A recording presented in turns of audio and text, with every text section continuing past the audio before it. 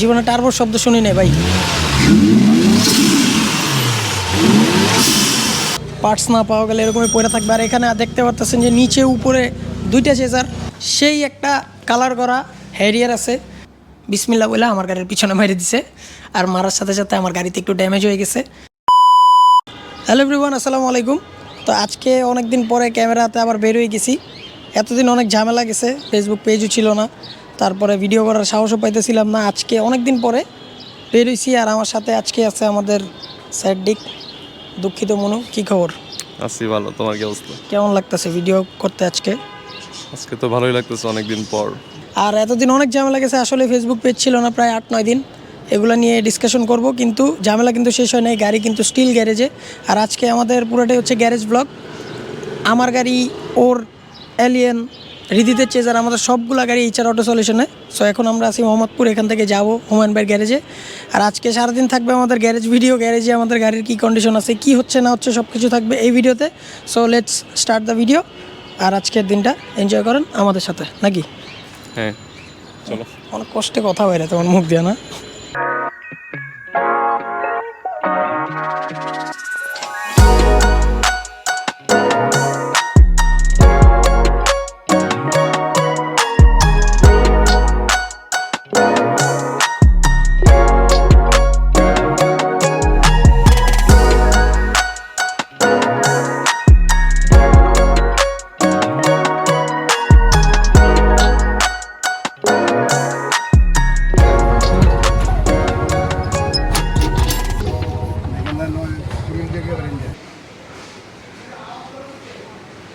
এটাই হচ্ছে হুমায়ুন ভাইয়ের গ্যারেজ, আর আমরা এখন আসছি হুমায়ুন ভাইয়ের গ্যারেজে।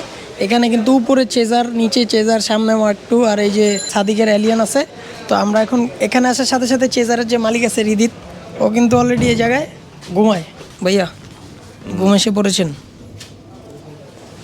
এই বলো ভাই। ঘুমাও কেন? টায়ার্ড ভাই। বেটা এত এত খেয়ে টায়ার্ড তুমি। আর এই জায়গায় হচ্ছে আমাদের রাজন ভাই। রাজন ভাই, এটা হচ্ছে আমাদের রাজন ভাই। হুমায়ুন ভাইয়ের গ্যারেজে যারা আসবেন অবশ্যই রাজন ভাই হইতে সাবধান। হ্যাঁ, রাজন ভাই হচ্ছে একদম লেজিট কিবোর্ড ফাইটার। আপনার এদিকে আসলে সবসময় চেষ্টা করবেন কি, আমি কিন্তু বলিও নাই, আমি বলি নাই বিলের কথা, নিজের থেকে বিলের কথা বলতেছে। ভাই এইসব জিনিস বাদ দেন, একটু নর্মাল হন, মানুষের প্রতি সহনশীল হন। টাকা পয়সার বিষয় তো আপনারটা 50% ডিসকাউন্ট। ঠিক আছে, থ্যাংক ইউ। থ্যাঙ্কস ভাই এটা কিন্তু ক্যামেরাতে বলছেন ভাই। ঠিক আছে, ডান। দেখছেন ক্যামেরার সামনে নিলে ডিসকাউন্ট। চলো আসো। তো এটা হচ্ছে হুমায়ুন ভাইয়ের গ্যারেজ। আর হুমায়ুন ভাইয়ের গ্যারেজের একদম শুরুর থেকে শেষ পর্যন্ত যতগুলো গাড়ি আছে আপনাদেরকে এখন কি কি গাড়ি আছে ওগুলো একটু দেখাবো। শুরুতে এই জায়গায় কিন্তু একটা GX 110 আছে, যেটা হচ্ছে আমাদের সাথে ইউজে একবার রেস্কিউ করছিলাম, এটাই ওইটা। আর এইটা কিন্তু শুধুমাত্র দেওয়া হয়েছে সানরুফের কারণে। এটার সানরুফের কাজ চলতেছে, এলটেজার সানরুফ ইনস্টল করা হয়েছে।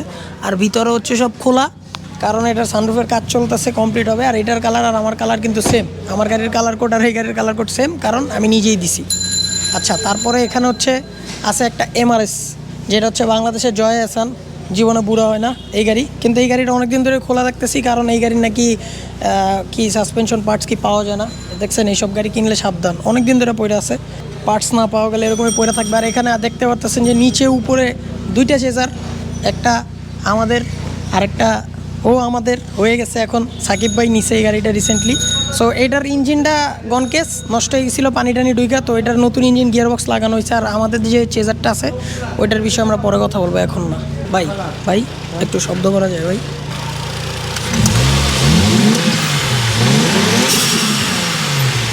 জীবনে টার্বোর শব্দ শুনি নাই ভাই।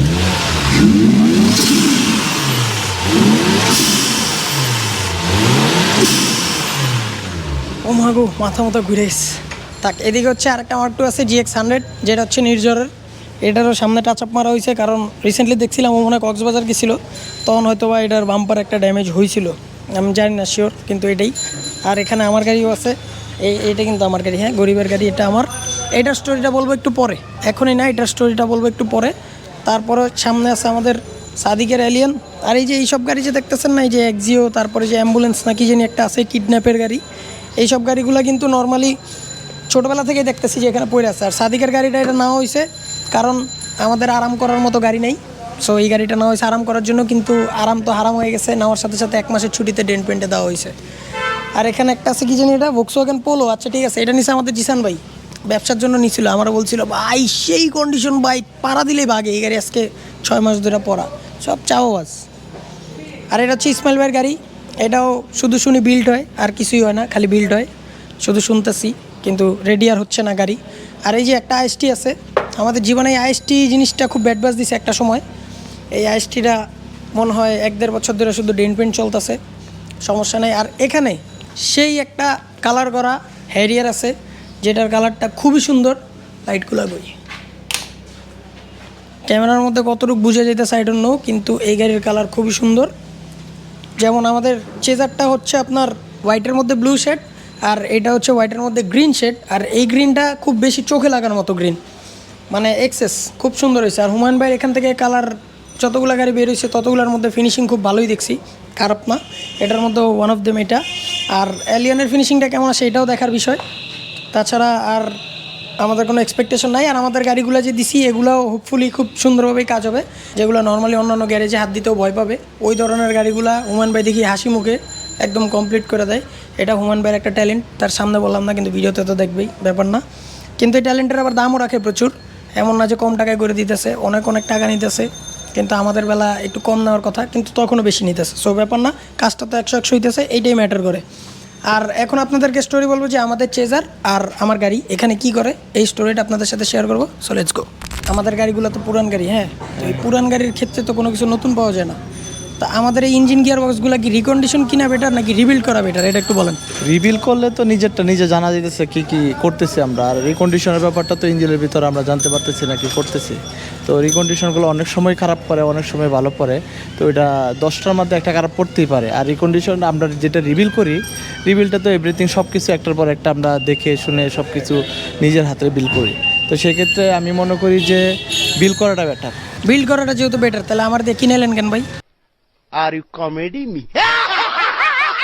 তোমারটা তো তুমি কিনে নিচ্ছ, তোমার টাইমের সমস্যা, টাইমের মিলাইতে পারতেছ না। আমার 20 দিন ওয়েট করাইছেন ভাই, ওয়েট করে আপনি বলছেন যে রিবিল্ড করবা, এটা করার চেয়ে আবার 2 দিন পর নষ্ট হবে, তার চেয়ে তুমি নতুন কিনো। আমার এই বিপদে ফালাইলেন কেন ভাই? তোমাকে তো চাইছিলাম প্রজেক্ট করে দিতে, তুমি তো পারলা না। এত মিথ্যা কথা ভাই।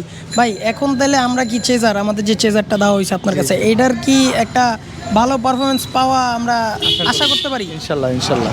তাহলে হুমায়ুন ভাই যেহেতু সাহস দিছে, যদি কিছু হয় এই ভিডিওতেই সাক্ষী, যদি কোনো প্রবলেম হয় রাস্তাঘাটে হুমায়ুন ভাই দেয়, ওকে ভাই? ইনশাল্লাহ ইনশাআল্লাহ। তাই এরকম এরকম দায়িত্ব কে নিবে? কেউ নিবে না, এগুলাই ভাই, এগুলাই। তো এখন হচ্ছে আমরা আসি হুমায়ুন ভাইয়ের গ্যারেজে, যেখানে মানুষের গলা কাটা হয়, না সরি মানে বিল করা হয়, আর এই বিলটা হয় রাজন ভাইয়ের মাধ্যমে। তো আমার গাড়ির হচ্ছে রাত্রেবেলা আমরা একসাথে, ওই যে পিজা বার্গের একটা শ্যুট ছিল, ওইখানে আমরা 7-8টা গাড়ি একসাথে বেরিয়েছিলাম। আর তার আগেই আমাদের যে সাফওয়ান এক্সটেল হাইব্রিড, ও হচ্ছে একটা গ্যারেজে ওর গাড়িটা খোলাই ছিল সাসপেনশন। তো তখন আমি ওরা সতর্ক করছিলাম যে তুমি যে ভালো জায়গা থেকে গাড়িটা খোলাও নাই, যে কোনো সেন্সর প্রবলেম হইতে পারে। এই সতর্ক করছি দেখা রাতে 3-3:30টার সময় বিসমিল্লা বলে আমার গাড়ির পিছনে মেরে দিছে। আর মারার সাথে সাথে আমার গাড়িতে একটু ড্যামেজ হয়ে গেছে, যেহেতু সামনে পিছনে অনেক জায়গায় টাচআপের ছোটো ছোটো কিছু কাজ ছিল। 1.5 বছর এই প্রথম আমি আমার গাড়ি পুরো টাচআপে দিয়ে দিছি। আর চেজারের ক্ষেত্রে যেটা হয়েছে, সেদিন সকালেই চেজারের ইঞ্জিন থেকে একটা ছোট নয়েজ আমরা পাইছি, যেটা একটু রিস্কি মনে হয়েছে আমাদের। তো আমরা রিস্ক না নিয়েই চলে আসছি হুমায়ুন ভাইয়ের গ্যারেজে। আর দেখানোর পরে হুমায়ুন ভাই একটা আমাদেরকে ইঞ্জিন রিবিল্ডের কথা বলছে, চেজারের ওনার বলুক আসলে সে তার গাড়িতে কি করতেছে। স্টোরিটা হচ্ছে, হঠাৎ করে দেখি স্টার্ট দেওয়ার পর একটা নয়েজ হয়। ওই নয়েজের পরে তখন আমরা একটু ভয় পাই যে এই নয়েজগুলো একটু ফ্যামিলিয়ার আমাদের কাছে। তোর মরণের চুলকানি উঠছে, আমি তোরে মলম লাগাই দিমু।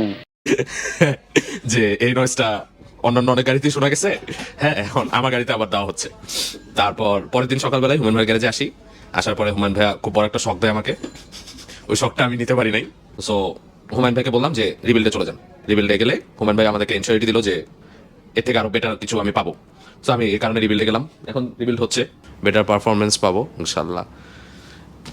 এখন হুমায়ুন ভাইয়ের উপর বাকিটা ডিপেন্ড করে। হুমায়ুন ভাইয়ের উপর তো সব কিছু ডিপেন্ড করে, আসলে বিলটা আসলে মেইন। কারণ হুমায়ুন ভাই বিল করে আবার মন বড় করে অনেক, না এগুলো না বলি তাহলে আবার যারা নতুন আসতে চায় ওরা আবার ভয় পেয়ে যেতে পারে। না আসলে কাজ অনুযায়ী বিল, যে কোনো গ্যারেজে যদি ভালো কাজ করে তাদের কাজের উপর যদি কনফিডেন্স থাকে, বিল একটু বেশি হওয়াটাই স্বাভাবিক। আপনার কাজ অ্যাকুরেট হওয়াটা হচ্ছে মেইন, 2 টাকা কম আর বেশি, কাজ একবার করানো উচিত, বারবার না। সেই ক্ষেত্রে আমরা হুমায়ুন ভাই প্রেফার করি সবাইকে। আপনাদের কারো যদি মন চায় আসতে, এই লোকেশনে আসতে পারেন, সার্চ করলে হবে HR অটো সলিউশন। এখানে একদম ডেইলি ড্রিভেন গাড়ি থেকে শুরু করে একদম সবচেয়ে ঝামেলার গাড়িগুলো দেখছেন না, ভক্সওয়াগন পোলো একটা আছে, MRS একটা আছে। সো সব ধরনের গাড়ির চিকিৎসা এখানে আছে, অভিজ্ঞ ডাক্তার দ্বারা করা হয়, আবার অভিজ্ঞ ডাক্তার দ্বারা বিলও করা হয়, সমস্যা নেই। সো এটাই হচ্ছে আমাদের আপডেট। আর আজকে আরও যা যা হয় হোয়াটসঅ্যাপে আরও যা কাজের অ্যাক্টিভিটিস আছে সব কিছু শেয়ার করব। সো ভিডিওটা দেখেন আর ইউটিউব চ্যানেলটা সাবস্ক্রাইব করে দিন, কারণ ফেসবুকের কোনো ঠিক ঠিকানা নাই ভাই, 10-12 দিনের ছুটিতে পাঠা দেয় হঠাৎ হঠাৎ। সো ইউটিউবটাই মেইন আমার মনে হয়, একটু সাবস্ক্রাইব করে দিন, 10,000-এর কাছাকাছি হয়ে গেছে। কি বলবো ভাই, কি কমু কি এটা তোমার আরেক সিটটা তো তুমি সেল করে দিছো, হ্যাঁ, এখন তুমি যেই গাড়িটা নিছো তোমার সামনে প্ল্যান কি? এটা তো নিছি আমার জন্য না, আমার বাসায় ইউজ করবে, আমিও মাঝে মাঝে ইউজ করবো। আর নেক্সট ডে আমার প্ল্যান একটা পাওয়ারফুল কিছু নেওয়ারই, রিয়ার হুইল ড্রাইভ হবে। আচ্ছা, এটা কতদিন সময় লাগতে পারে? এটা তো বলতে পারতেছি না, বেশি টাইম লাগবে না ইনশাল্লাহ। তা তোমার নেক্সট গাড়িটা কি আমি আমার একটা কন্টেন্ট হিসাবে রেখে দিব আগের থেকেই? রেখে দাও। ঠিক আছে, ওটা কিন্তু তুমি একটা ভালো গ্যারেজ থেকে কাজ করাবে যেখান থেকে এক্সচেঞ্জ পসিবল। समझ रहे हो आप? ওকে, তো আসেন এখন হচ্ছে ছোট্ট একটা স্টোরি শেয়ার করি, যেটা হচ্ছে মাঝখানে 15-20 দিন আমার গাড়ি ছিল না। আমার গাড়িটা অনেক আগে অনেকেই দেখছেন যে 2-3 বার ওভারহিট হয়েছিল। ওই ওভারহিটের পরে আমি চিন্তা করছিলাম যে একবার গাড়ির ইঞ্জিনটা আমি চেক আপ করাবো, বাট হেলামি করতে করতে ওটা করানো হয় নাই। তারপরে যখন আমি একদিন খুব টানাটানি করছি আমার গাড়ি দিয়ে, সেই দিন আমার অয়েল পাম্পটা মিস করছে আর কানেক্টিং রড ভাঙছিল, তখন আমার ইঞ্জিনটা ড্যামেজ হয়েছিল। তো আমি ওইটা ঠিক করানোর জন্য হুমান ভাইয়ের গ্যারেজে দিছিলাম। তো হুমান ভাই আমাকে বলছিল যে রিবিল্ড করলে যদি 2 দিন পর আবার নষ্ট হয়ে যায় তখন আবার একটা এক্সট্রা হ্যাসেল। সো আমি রিকন্ডিশন লাগিয়ে দিছি। এখন রিকন্ডিশন লাগানোর পরে হুমান ভাই বলতেছে যে রিবিল্ডই বেটার ছিল। মানে সে কখন কী বলে আমি জানি না, আসলে বয়স হয়েছে তো ব্যাপার না। তো আমারটা এখন রিকন্ডিশন, ইঞ্জিন, গিয়ার বক্স পুরো কমপ্লিট লাগানো আছে, যেটা এখন মার্কেট প্রাইস অনেক হাই। একটা সময় 30-40-50 হাজার টাকা আমি শুনছি যে পাওয়া যায়, কিন্তু এখন আমি নিজেই কিনতে আমার প্রায় 1.5 লাখ টাকার মতো লাগছে। সো আপনাদেরকে আমি বলবো যে আপনাদের যাদের এই গাড়িগুলো আছে একটু যত্ন করে চালান, অয়েল পাম্প, ওয়াটার পাম্প এগুলো একটু চেক করান, গাড়ির খেয়াল রাখেন। সো এই স্টোরিটা অনেক মানুষকে বলা হয়নি। আর আমার ইঞ্জিনটা আমি নিয়েছিলাম দোলাইখাল থেকে, প্রাইস রেঞ্জ আইডিয়া আপনাদেরকে দিলাম যে 1.5 লাখ টাকার মতো লাগবে কমপ্লিট ওয়ারিং সহ সব সহ। সো আপনারা চাইলে কারো যদি প্রয়োজন হয় দোলাইখালে পাবেন, কেমন কন্ডিশনে পাবেন আমি জানি না, বাট পাবেন, দেখতে পারেন। সো এই আপডেটটাই আপনাদেরকে দেওয়ার ছিল। আর এখনও আমরা সেই দুপুরে আসছি, এখনও প্রায় 9টার মতো বাজে, আমরা এখনও ওয়ার্কশপে আছি। সো যাদের এরকম পুরান গাড়ি আছে সবার এরকম ওয়ার্কশপে দিন রাত পার হয়ে যায়, ব্যাপার না। এখনও আরও কিছুক্ষণ আসি, আর ভিডিওটা মনে হয় আর একটু বাকি আছে। সো সারাদিন ডিউটির পরে আমরা এখন ধানমন্ডি আসছি একটু চিল করতে। আর আমাদের তো এখন কারোই গাড়ি নেই। সো ধানমন্ডি আমাদেরকে নিয়ে আসছে আমাদের সবচেয়ে পরিচিত চাচা, চাচার বেবি নিয়ে আমরা আসছি। চাচা কেমন আছেন? ভালো। তা আপনার ভালো থাকলে আমার কি, তোমার ভালো। ঠিক আছে, কারণ চাচা ভাতিজার একটা সম্পর্ক আছে না। তো আমরা হচ্ছে সারাদিন ডিউটি দিছি গ্যারেজে, আর গাড়ির কাজ এখন অলমোস্ট অনেক বাকি, হয়ে যাক সব সুন্দরভাবে ইনশাল্লাহ। সামনে আর অনেক সুন্দর সুন্দর ভিডিও আসবে। ইউটিউবটা সাবস্ক্রাইব করে রাখেন, কারণ আগে বলছি ফেসবুকের কোনো মা বাপ নাই, আমি আর ফেসবুকে বিশ্বাসী নাই। ফেসবুকের কারণেই আমি ডিপ্রেসড হয়ে গেছি, আমার ভিডিও করতে ইচ্ছা কম করে। ডিপ্রেস চাচা, আমি ডিপ্রেসড চাচা, সাইজ দেখছেন, আমি খাটো হয়ে আছি বলে এরকম লাগতেছে। সো যাই হোক, সামনে আরও সুন্দর সুন্দর ভিডিও আসবে। সবাই উনি চ্যানেলটা সাবস্ক্রাইব করে আর পেজটা লাইক অ্যান্ড ফলো দিয়ে রাখেন। দেখা হবে আবার ইনশাল্লাহ নেক্সট ভিডিওতে। আর এখন একটু টায়ার্ড লাগতেছে, কারণ আমার মন ভালো না। ডিপ্রেস চাচা, ডিপ্রেস চাচা, সব কাজ শেষে কিন্তু আয়ানো আসছে, কাজের সময় থাকে না, এমনি চিকেন গ্রিল খাওয়ার সময় ঠিকই থাকছে, সমস্যা নাই। দেখা হচ্ছে নেক্সট ভিডিওতে। সবাই ভালো থাকবেন, সুস্থ থাকবেন, আল্লাহ হাফেজ চাচা। আচ্ছা সরি চাচা, সরি।